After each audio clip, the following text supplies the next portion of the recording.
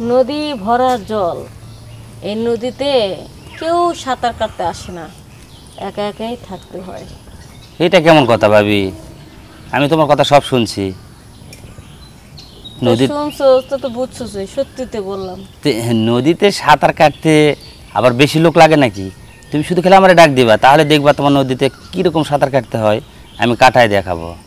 তোরা কি সাঁতার ঠিক মতো কাটতে পারবি? এই সাগরে ডুব দিয়ে আমার হাবুডুবু পানি খায় মরে যাবি। এই কথাটাও ঠিক কইছো, কারণ তোমাদের যে নদী, এখানে তো মনে করো থাও পাওয়া বড় মুশকিল, কিন্তু থাও পাওয়ার ব্যবস্থা করে দেবো, সমস্যা নাই। তুমি খালি একদিন আমাকে ডাক দিবা, দেখো। শোন, আমার কাছে চাপা পিটিস না।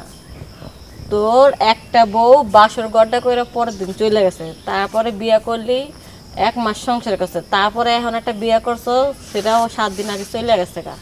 কি লেগে গেছে আমরা কি জানি না? আচ্ছা, তোর কত তো বউরে ঠিক মতো আনন্দ দিতে পারছ না। তোর আমি মনে করি তোরটা কিছু নাই। এই কথা তুমি কি আমাকে তাই মনে করছো?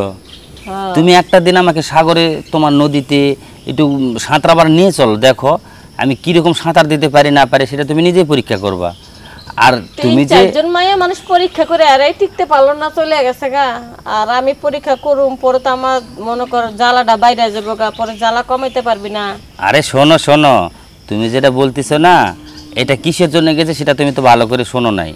তুমি খালি দেখছো জানছো যে বউ চলে গেছে, কিন্তু আরে আমি জানি বউ চলে আসে, বউরা কিসের জন্য যায়? বউরা তো ঠিক মতন ঠাপ না পাইলে তো চলে যায়। শোনো, ওকে যদি ঠিক মতো ভালোবাসা আমি যদি দিতে পারিছি দেখেই ও চলে গেছে, কারণ আমি সব সময়ের জন্য আমার প্রয়োজন, এটা ওই সহ্য করতে পারতো না, তাই গেছে।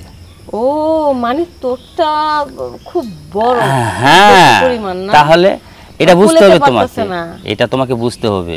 এই জন্য তো বলতেছি যে তোমার বাপরে বাপ, নদীতে 3-4টা বউ টিকলো না, তোমার ঠাপ খাইয়া চলে গেল গা ভয়ের ঠেলায়। আর আমি তো মনে আরো আগে চলে যাম গা, আমার তো ভয় লাগতেছে শুনলেই। আরে ভয়ের কিছু নাই, তোমার যা নদী এটা কোনো ব্যাপার না। আমি তুমি সিস্টেমে মনে অনেক কষ্ট করে দাও না? আমি, তুমি জানো না হয়তো, তুমি একদিন আমাকে নিয়ে যাবা তোমার নদীতে, দেখি সাঁতরাতে যদি না পারি তাহলে ডুবে মরে যাব, সমস্যা কি? তুই যে কথা শোনালি, একদম তো দেখানি লাগে কিরকম সাঁতার কাটতে পারস। আচ্ছা সমস্যা নেই, নিয়ে যাব। কবে যাবি বল? সেটা তুমি বলো, কবে নিবা আমাকে? এখন তুইও সিঙ্গেল, আমিও সিঙ্গেল। আমারও স্বামী চিটাগাং চলে আসছে, কাজে সবসময় থাকে অফিসে, এখানে আসার সুযোগ পায় না। আর তোরও বউ নাই, 7 দিন ধরে গেছে, তুইও না কর। একটু না সমস্যা হইতেছে, কারণ 7-8 দিন থেকে যে আমার এত সমস্যা, আসলে খুব দুঃখ লাগতেছে। দেখো একটু চেষ্টা করে সাঁতার দেওয়া কবে যায় একটু দেখো না। ওই যে একটা পুরান বাড়ি আছে না উত্তর পারে, হ্যাঁ হ্যাঁ, ওই বিল্ডিংটা অনেক দিন ধরে তো খালি পড়ে গেছে, ওখানে তো ডরে কেউ যায় না। মনে কর মানুষের মুখ থেকে শুনছি ওই দিনে ভূতে বাহা করছে। আচ্ছা যাই হোক, শোনো এগুলো সব কিছুই বাদ, তবে কবে যাইতেছো? আমাকে সাঁতার দিতে হবে, তুমি বলো।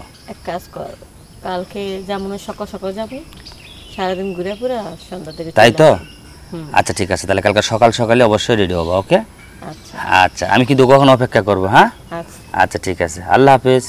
আল্লাহ